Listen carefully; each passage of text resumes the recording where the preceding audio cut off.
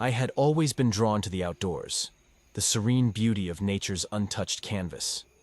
So when my friends and I decided to embark on a camping trip to the remote Pine Ridge forest, I eagerly agreed. The woods were known for their tranquility, a place where the only sounds were the rustling leaves and the gentle hush of the wind. But on that fateful night, the forest would reveal a darker side, one that would haunt me for the rest of my life.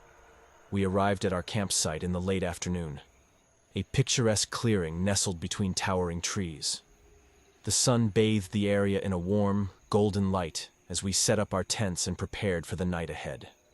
As the sun dipped below the horizon, we gathered around the campfire, its crackling flames warding off the encroaching darkness. We shared stories and laughter, the camaraderie of friends fueling our excitement for the adventure ahead.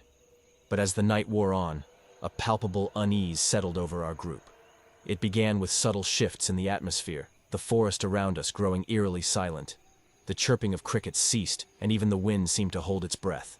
I brushed off the sensation, attributing it to the unfamiliarity of our surroundings. But as I looked around, I noticed the same unease mirrored in the faces of my friends. "What's going on?" Mark whispered, his voice barely audible over the crackling fire.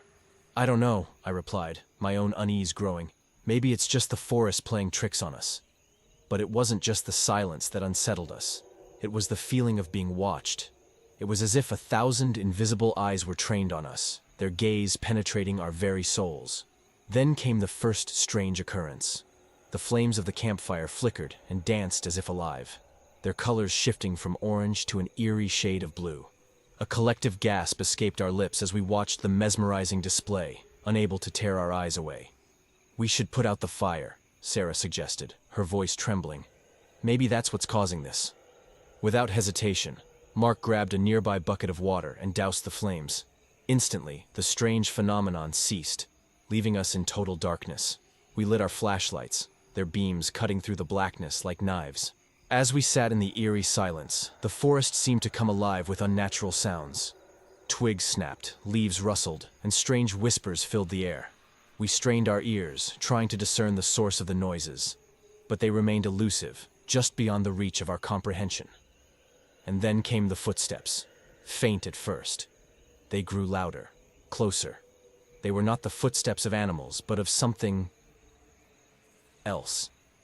Something deliberate, purposeful.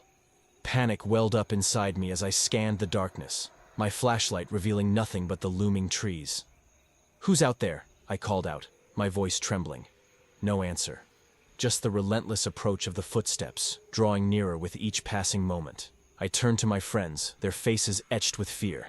"We need to leave," I said, my urgency undisguised. "Now." But as we scrambled to our feet, a bone-chilling sound echoed through the forest, the sound of a child's laughter.